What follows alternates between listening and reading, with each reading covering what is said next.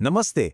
कभी सोचा है ऐसी कौन सी जगह है जहां बच्चों की खिलखिलाहटें, बड़ों की आराम से होती बातें और प्रकृति की आवाजें सब एक साथ घुल-मिल जाती हैं? बिल्कुल सही, हमारे अपने पार्क। तो चलिए आज इसी जादू को थोड़ा और करीब से समझते हैं कि आखिर क्या चीज है जो एक पार्क में जान डाल देती है। सोचिए, जब शहर की भागदौड़ से हम सब थक जाते हैं और मन बस थोड़ी सी शांति, थोड़ी ताजगी चाहता है, तो हमारे कदम अपने आप किस तरफ चल पड़ते हैं? ज्यादातर लोगों के लिए इसका जवाब एक ही होता है, कोई खुली, हरी भरी जगह। और आलोक और उसके दोस्तों की कहानी भी पता है, कुछ ऐसी ही है। उनके साथ जो हुआ उससे हमें ये समझने में मदद मिलेगी कि एक मामूली सा दिखने वाला पार्क भी कितना खास हो सकता है। तो हुआ ये कि जैसा यहाँ लिखा है, वे सब मजा करने और फ्रेश होने के लिए एक पार्क में गए। तो सवाल यह है कि उस पार्क में ऐसा क्या खास था? अच्छा, सबसे पहली और सबसे बड़ी बात, वो पार्क एक तरह से सबके मिलने की जगह थी, एक ऐसी जगह जो हर किसी के लिए थी। आलोक ने जब चारों तरफ देखा तो उसे हर तरह के लोग नजर आए। एक तरफ कुछ बुजुर्ग आराम से योग कर रहे थे, तो दूसरी तरफ कुछ पेरेंट्स बेंच पर बैठकर अपने बच्चों को खेलते देख रहे थे। दोस्तों के ग्रुप्स आपस में बतिया रहे थे और बच्चे तो बस एक दूसरे के साथ खेलने में मगन थे। मतलब एक ही जगह पर पूरे समाज की एक कितनी प्यारी तस्वीर थी, है ना?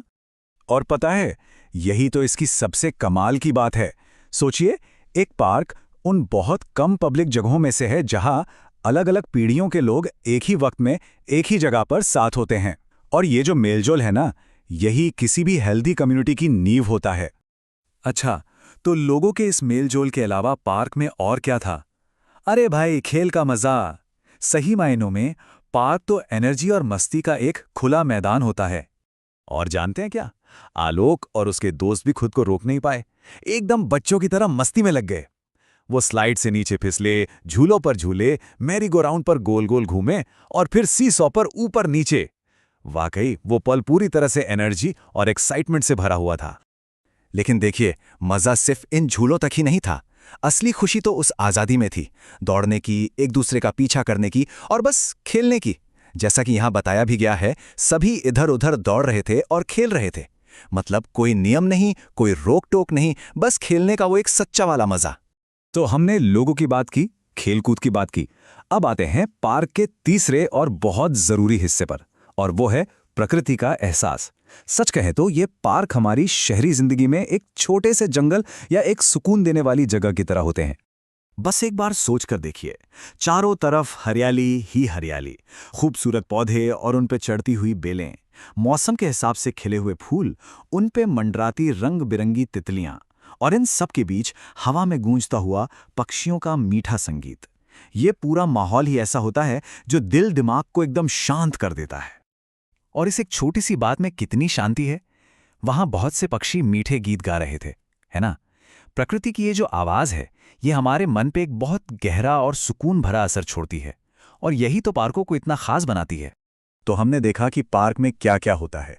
लोग मिलते जुलते हैं, सब खेलते कूदते हैं और प्रकृति को महसूस करते हैं। लेकिन असली जादू इनमें से किसी एक चीज में नहीं है। असली जादू है इन सब चीजों के एक साथ एक ही जगह पर होने में।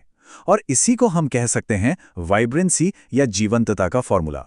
तो ये वाइब्रेंसी या जीवंतता आखिर है क्या? देखिए, ये वो खास एनर्जी है जो तब बनती है जब कोई जगह सामाजिक जुड़ाव, मजेदार खेलकूद और सुकून देने वाले कुदरती माहौल, इन तीनों को एक साथ ले आती है। यही इस पूरी बातचीत का सबसे अहम पॉइंट है। और यही वाइब्रेंसी है जो एक बहुत ही सिंपल लेकिन गहरी खुशी देती है। ये अपने घर के पास की किसी जगह से प्यार करने जैसा है। एक ऐसी जगह जहां हम अपने परिवार और दोस्तों के साथ बस अच्छा वक्त बिता सकें, बिल्कुल वैसा ही जैसा आलोक और उसके दोस्तों ने महसूस किया। तो आखिर में ये सवाल हमारे लिए है कि हमारे आसपास जो पार्क हैं, जो हरी भरी जगह हैं, उन्हें सच में वाइब्रेंट क्या बनाता है? अगली बार जब भी किसी पार्क में जाने का मौका मिले तो इन बातों पर थोड़ा ध्यान दीजिएगा और उस जादू को महसूस करने की कोशिश जरूर कीजिएगा।